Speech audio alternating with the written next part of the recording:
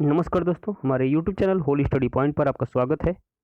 दोस्तों, आज मैं आपको भूगोल से संबंधित ऐसे महत्वपूर्ण प्रश्नों को सॉल्व करवाऊंगा और उससे संबंधित एक्सप्लेनेशन को मैं आपको बताऊंगा, जो सभी एग्जाम के लिए जैसे लेखपाल, बीईओ यानी खंड शिक्षा अधिकारी, RO, ARO, UP PCS, Bihar PCS और अदर स्टेट के जितने भी वनडे एग्जाम्स हैं, उसमें जो है ज्योग्राफी के ये क्वेश्चन हमेशा रिपीट होते हैं।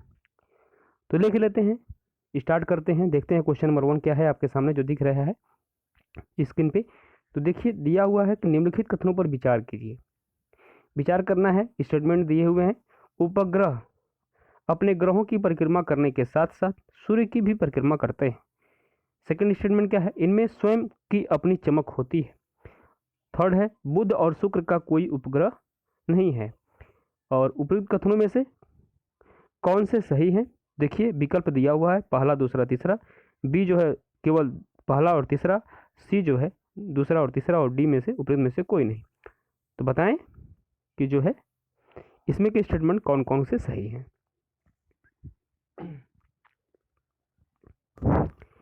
देखिए, विकल्प जो है बी इसका सही आंसर है, क्योंकि उपग्रह जो होते हैं अपने ग्रहों की परिक्रमा करने के साथ साथ सूर्य की भी परिक्रमा करते हैं, जबकि ये सेकेंड स्टेटमेंट इनमें स्वयं की अपनी चमक होती है, ये रॉन्ग है।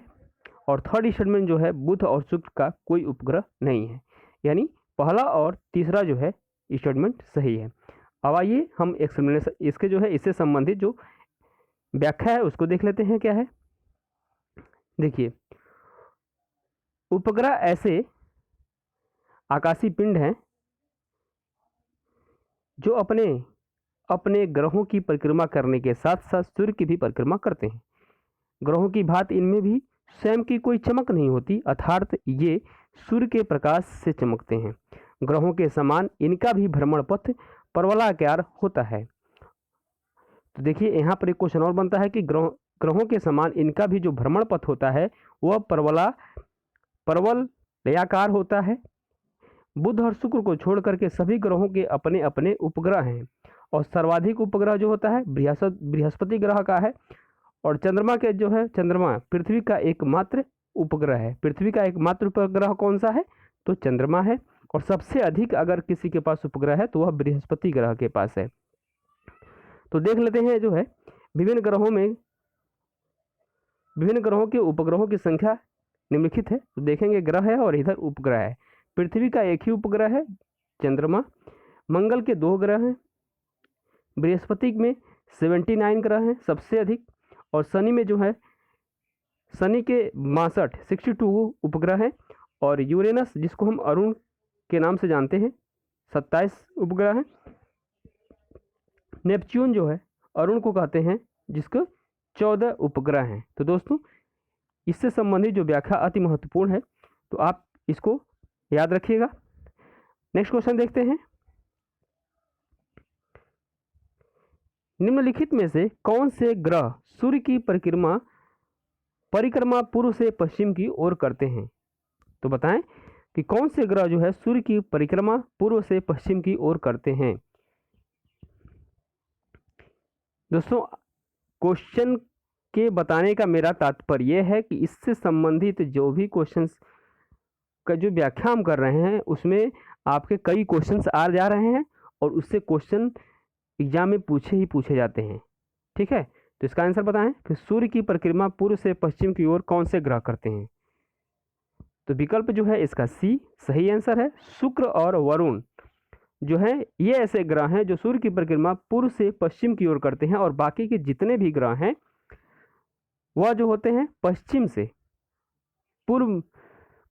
से जो है पूर्व की ओर सूर्य की परिक्रमा करते हैं। ठीक है, अब इसकी व्याख्या देख लेते हैं क्या है। देखिए, व्याख्या में दिया हुआ है कि ग्रह जो होते हैं प्रकाश रहित आकाशीय पिंड हैं जो तारों की परिक्रमा करते हैं। किसकी परिक्रमा करते हैं? तारों की परिक्रमा करते हैं। ये सूर्य से निकले पिंड हैं एवं सूर्य की परिक्रमा करते हैं।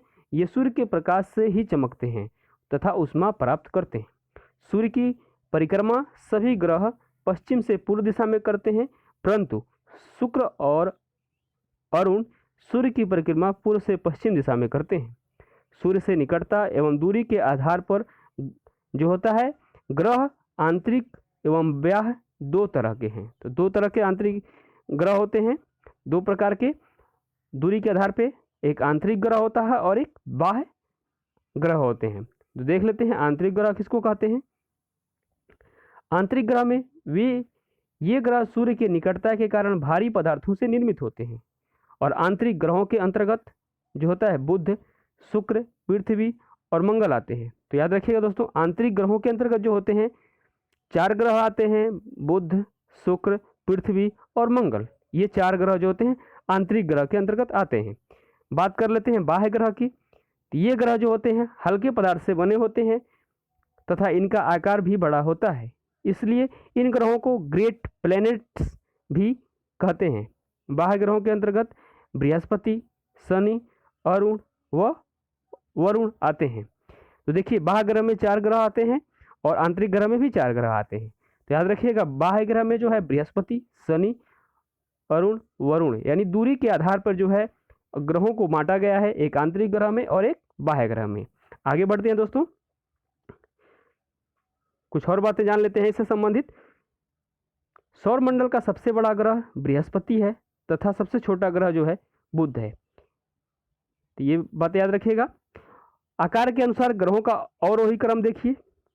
अवरोही क्रम में सबसे बड़ा ग्रह जो होता है बृहस्पति है, फिर दूसरे नंबर का ग्रह जो है शनि आकार के आधार पे, और तीसरे नंबर का अरुण है, चौथे नंबर का वरुण है, पांचवें नंबर पर पृथ्वी है, छठे नंबर पर शुक्र है और सातवें नंबर मंगल है, और सबसे छोटा ग्रह आकार की दृष्टि से जो है वह बुध है और सबसे बड़ा ग्रह बृहस्पति है।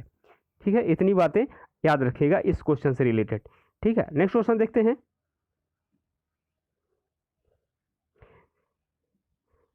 निम्नलिखित युग्मों में से कौन सही सुमेलित नहीं है। देखिए, शुक्र सांझ का तारा कहा जाता है शुक्र को, मंगल को नीला ग्रह कहा जाता है, तो ये जो है आपका रॉन्ग है। और बृहस्पति को जो है लघु सौर तंत्र जो है ग्रह कहा जाता है, अरुण को जो है लेटा हुआ ग्रह कहते हैं। तो देखिए जो है आपका विकल्प ऑप्शन बी सही आंसर है, क्योंकि मंगल ग्रह को जो है नीला ग्रह नहीं कहते हैं। नीला ग्रह तो पृथ्वी को कहा जाता है, मंगल ग्रह को लाल ग्रह के नाम से जानते हैं। आइए इसकी व्याख्या देख लेते हैं। व्याख्या में क्या दिया हुआ है। शुक्र, बात करेंगे शुक्र ग्रह की। शुक्र को जो है सांझ का तारा या भोर का तारा कहते हैं। ठीक है, तो शुक्र को किसका तारा, कौन सा तारा कहा जाता है, सांझ का तारा, और भोर का तारा किसको कहता है, शुक्र ग्रह को, क्योंकि यह ग्रह शाम को पश्चिम दिशा में तथा सुबह में पूर्व दिशा में दिखाई पड़ता है। द्रव्यमान एवं आकार में यह पृथ्वी के लगभग समान ही है, इसलिए इसे पृथ्वी की जुड़वा बहन कहा जाता है। तो देखिए जो है शुक्र ग्रह को जो है पृथ्वी की जुड़वा बहन भी कहा जाता है, क्योंकि यह जो है ग्रह पृथ्वी के समान ही दिखाई देता है, इसलिए जो है इसको जुड़वा बहन कहा जाता है। आगे बढ़ेंगे। शुक्र जो है कि वायुमंडल में प्रेशर कुकर की दशा उत्पन्न होती है, क्योंकि यहाँ कार्बन डाइऑक्साइड के 90 से 95% तक हैं। तो ये बात याद रखिएगा, शुक्र ग्रह में जो कार्बन डाइऑक्साइड की मात्रा 90 से 95% तक है। शुक्र ग्रह का अपना कोई उपग्रह नहीं है, यह ग्रह सूर्य की परिक्रमा पूर्व से पश्चिम दिशा में करता है। तो ये आपका शुक्र के बारे में रहा। नेक्स्ट देखेंगे क्या है, मंगल ग्रह। मंगल ग्रह को लाल ग्रह कहा जाता है, न कि नीला ग्रह। नीला ग्रह पृथ्वी को कहा जाता है, क्योंकि पृथ्वी अंतरिक्ष से देखने पर जल की अधिकता के कारण नीला दिखाई पड़ती है। देखिए जो है यह क्वेश्चन बनता है कि पृथ्वी नीली दिखाई क्यों पड़ती है, तो जल की अधिकता के कारण जो है अंतरिक्ष से देखने पर पृथ्वी नीली दिखाई देती है। मंगल ग्रह को सतह लाल, मंगल ग्रह का जो सतह है वह लाल है, लाल होने के कारण इसे लाल ग्रह भी कहा जाता है। और लाल क्यों होता, लाल क्यों है इसका सतह, फेरिक ऑक्साइड के कारण जो है मंगल ग्रह का सतह लाल दिखाई देता है। यहाँ वायुमंडल अत्यंत विरल है तथा उसकी घूर्णन गति पृथ्वी की घूर्णन गति के समान है। और फोबोस और डिमोस ये जो हैं मंगल ग्रह के 2 उपग्रह हैं। याद रखिएगा दोस्तों, मंगल ग्रह के 2 उपग्रह हैं, फोबोस और डिमोस। क्वेश्चन बनता है इससे। निक्स ओलंपिया इस ग्रह का सबसे ऊंचा पर्वत है, इससे भी क्वेश्चन बनता है। निक्स ओलंपिया जो है इस ग्रह का सबसे ऊंचा पर्वत है। तो ये रही मंगल ग्रह के बारे में। नेक्स्ट देखेंगे। नेक्स्ट में बृहस्पति ग्रह के बारे में जानेंगे। बृहस्पति ग्रह को जो है लघु सौर तंत्र कहते हैं। यह सौरमंडल का सबसे बड़ा ग्रह है। आयो, यूरोपा, कैलिस्टो, अलमथिमा इत्यादि इसके उपग्रह हैं। सर्वाधिक उपग्रह इसी ग्रह के हैं। बृहस्पति के वायुमंडल में हाइड्रोजन, हीलियम, मीथेन और अमोनिया जैसी गैसें पाई जाती हैं। इसके पास स्वयं की रेडियो ऊर्जा होने के कारण इसमें तारे एवं ग्रह दोनों के गुण पाए जाते हैं। अतः देखिए सी भी यानी इसका जो सही सुमेलित यह भी था। ठीक है, नेक्स्ट क्वेश्चन देखें। नेक्स्ट अरुण ग्रह के बारे में देखेंगे। अरुण क्या है? अरुण ग्रह को अपने अक्ष पर अधिक झुका होने के कारण इसे लेटा हुआ ग्रह भी कहा जाता है। अरुण ग्रह को जो है लेटा हुआ ग्रह कहते हैं। ठीक है, क्वेश्चन ये भी बनता है कि लेटा हुआ ग्रह किसे कहा जाता है? तो अरुण ग्रह को जो है लेटा हुआ ग्रह कहा जाता है। दोस्तों, शुक्र की तरह यह ग्रह भी सूर्य की परिक्रमा पूर्व से पश्चिम दिशा में करता है। बृहस्पति एवं शनि की तरह इसका वायुमंडल भी काफी सघन है। दूरदर्शी से देखने पर यह ग्रह हरा दिखाई देता है। शनि ग्रह की तरह इसके भी चारों ओर वलय है। सूर्य से अधिक दूरी के कारण यह काफी ठंडा ग्रह है। याद रखिएगा दोस्तों, काफी ठंडा ग्रह जो है यह ग्रह है अरुण ग्रह। ठीक है, तो ये रहा इसका इस क्वेश्चन की व्याख्या। अब नेक्स्ट क्वेश्चन की तरफ बढ़ेंगे हम दोस्तों। कुछ और बातें जान लेते हैं इस क्वेश्चन से संबंधित। देखिए जो है पृथ्वी पर दिन और रात की स्थिति 21 मार्च से 23 सितंबर तक उत्तरी गोलार्ध में सूर्य 12 घंटे से अधिक चमकता है तथा उत्तरी ध्रुव पर दिन की अवधि 6 महीने की होती है। 23 सितंबर से 21 मार्च तक दक्षिणी गोलार्ध में सूर्य 12 घंटे से अधिक चमकता है तथा दक्षिणी ध्रुव पर 6 महीने तक दिन रहता है। तो यानी जो विकल्प डी था वही सही है। ठीक है, नेक्स्ट क्वेश्चन की तरफ बढ़ेंगे। क्या है? देखिए, निम्नलिखित में से कौन सी चट्टानों के निर्माण में जैविक अवशेषों का भी योगदान है? तो कौन सा है चट्टान जो है जैविक अवशेषों के योगदान के कारण निर्मित है? तो विकल्प जो है बी इसका सही आंसर है दोस्तों। अवसादी चट्टान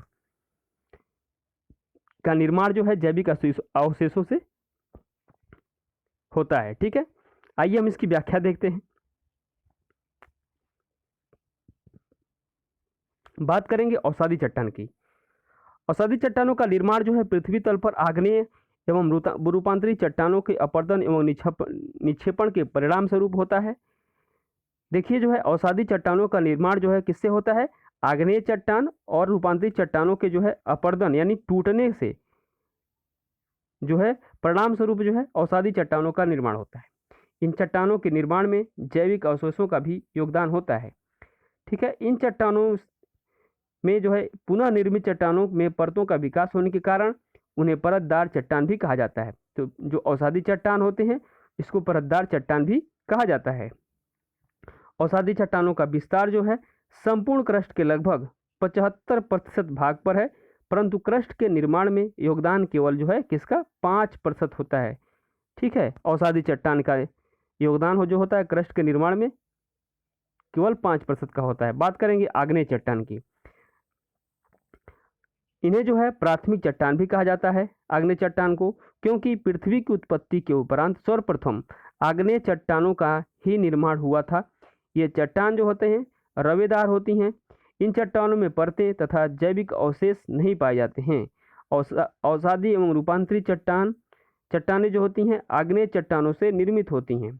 आग्नेय चट्टानों में रासायनिक अपक्षय का प्रभाव कम और भौतिक एवं यांत्रिक अपक्षय का प्रभाव अधिक होता है। क्रस्ट का लगभग 90% भाग आग्नेय चट्टान से बना है। ठीक है, अब बात कर लेते हैं दोस्तों रूपांतरी चट्टान की। जब ताप और दाब के परिणाम स्वरूप आग्नेय अवसादी चट्टानों में परिवर्तन या रूपांतरण होता है तब रूपांतरी चट्टानों का निर्माण होता है। ये चट्टानें जीवाश्म रहित तथा सर्वाधिक कठोर होती हैं। तो रूपांतरी चट्टानों के बारे में आप जान गए, तीनों चट्टानों के बारे में। अब देखिए आग्नेय चट्टानों के रूपांतरण से बनी शैलें, ये है अवसादी चट्टानों के रूपांतरण से बनी शैलें और रूपांतरित चट्टानों के रूपांतरण से बनी शैलें। देखिए जो है ग्रेनाइट नीस से, बेसाल्ट जो है एम्फीबोलाइट से और बेसाल्ट जो है सिस्ट से, सेल स्लेट चूना पत्थर तथा डोलामाइट संगमरमर से, चाक एवं डोलामाइट संगमरमर से, बालू का पत्थर क्वार्टरजाइट से। अब देखिए थर्ड में क्या है, स्लेट फाइलाइट से और फाइलाइट सिस्ट से और ग्रेबो जो है सर्पेंटाइन से। तो इतनी बातें याद रखिएगा दोस्तों। मिलेंगे नेक्स्ट वीडियो में ज्योग्राफी के ऐसे ही महत्वपूर्ण क्वेश्चनों के साथ और उसकी व्याख्या के साथ। तब तक के लिए नमस्कार, जय हिंद। वीडियो अगर अच्छी लगी हो तो लाइक, सब्सक्राइब और शेयर करना ना भूलिएगा। चैनल को जरूर सब्सक्राइब करिएगा दोस्तों। आप सब्सक्राइब करते हैं तो उसी उत्साह के साथ आपको वीडियो प्रोवाइड करवाते हैं। ठीक है।